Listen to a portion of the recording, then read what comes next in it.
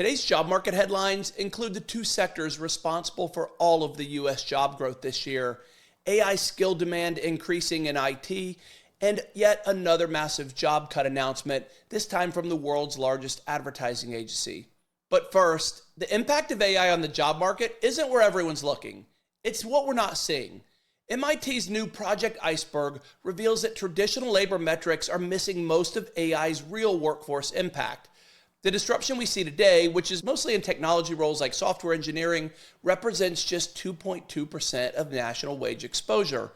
But when you look below the surface, AI has technical capability in a much larger share of tasks across administrative, financial, and professional service roles.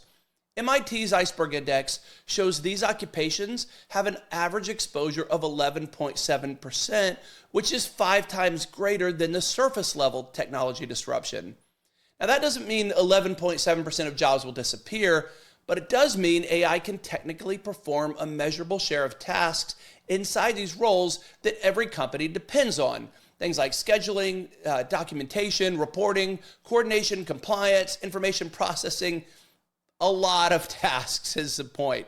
And the report also shows early career workers are already feeling this impact, with a 13% decline in employment for ages of between 22 and 25 in AI-exposed occupations. So this is telling us that there's a lot happening that we're just not paying attention to yet. So it's not the obvious AI impact. It's the subtle things being incorporated into practically every aspect of corporate life right now. And it's going to go way beyond that.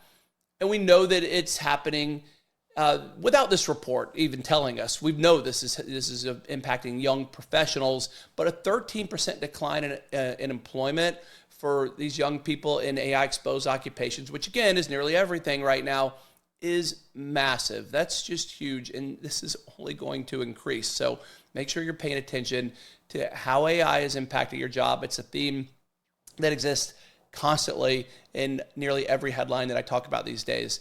Next, if you remove just 2 industries from the jobs report, the U.S. would have lost jobs this year. Bloomberg reports that in 2025, 100% of U.S. net job growth came from just 2 sectors: healthcare and social assistance, and leisure and hospitality. Together, they added 690,000 jobs, where every other major sector combined resulted in a net loss of roughly 6,000 jobs. This is telling us more of what we already know. Hiring is scarce, and we're not yet seeing anything to indicate that there's going to be a turnaround, at least not anytime soon. And I don't have a magic bullet to offer here, not for employers, not for job seekers. We know that service jobs are an area that is safe. You can go there. They're also not the most highest paying jobs. We know that too. So the one thing that I fall back on right now is AI skills. Make sure you're developing those. That brings us to our next headline, which is AI isn't a specialized skill anymore. It's rapidly becoming the new baseline for any technical career. According to CIO.com, 78% of IT job postings across the G7 countries now require AI skills. 7 of the 10 fastest growing IT roles have a direct AI component, from software engineers to cloud and data roles. They predict that by 2030, AI skills will be as fundamental as basic computer literacy is today. And I don't think that it will take nearly that long. I'd cut that timeline in half at most, quite frankly. And so for anyone working in IT or trying to break in, AI fluency is no longer optional. It hasn't been for a while, but it is certainly something that you can't ignore. You can't just be passive about. You have to fully embrace. And I don't think this is necessarily bad news, since this is one of a few areas that doesn't require formal education or training to earn a significant income. You can quite literally teach yourself. You can build with AI. You can create solutions.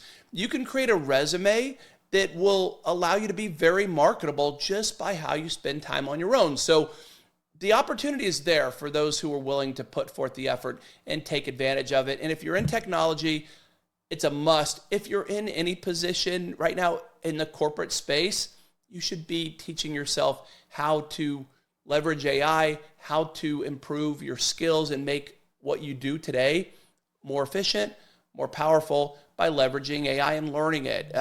There's so much out there, and it's all for free. right? I mean, you can pay for things, but you don't have to. And that is a change in how job training, especially in the corporate world, has existed for decades and decades.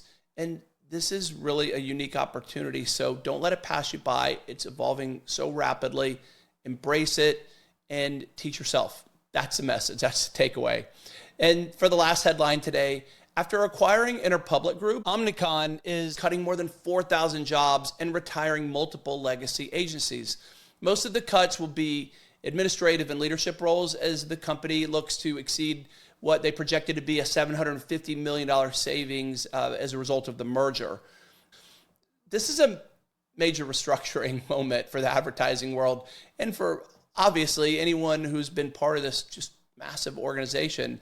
And there's never a good time for employees to be let go as a result of something like this through no fault of their own.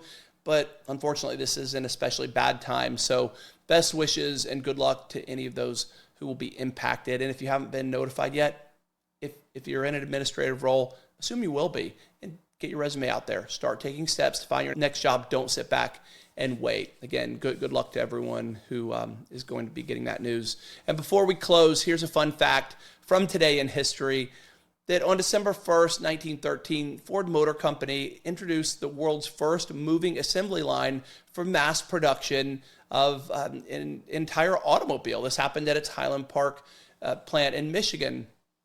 And so what I find interesting about this, well over 100 years ago now, that automation was already starting to take jobs. I don't know the details, but I have to assume that it reduced the number of people needed to make a car, the actual number of humans, by a significant margin once this full automation and assembly line kicked in. So I shouldn't call it automation then, but it was the premise of what was happening, and companies will always do that. So my big message to employees always is don't take anything for granted. Don't take your job for granted. Don't take job security for granted, no matter how much you value your employer and you think that they value you. I'm sure that they do. But ultimately, companies will seek ways to become more efficient, to do more with less. And in this age of AI, it is just happening faster than we've ever seen in history, not just our lifetimes, but in all of history. So it's supposed to be a fun fact. I say this a lot. I want it to be fun, but right now, there's just so much that isn't fun going on in the job market right now that I can't help but always bring so many of these headlines back to the one thing that is AI is coming. It's coming quickly. Don't let it surprise you. Learn to embrace it. Learn to leverage it. And that'll give you the best chance for success. So good luck to everyone out there. Have a great rest of your day. Thanks for listening. And I look forward to talking to you tomorrow.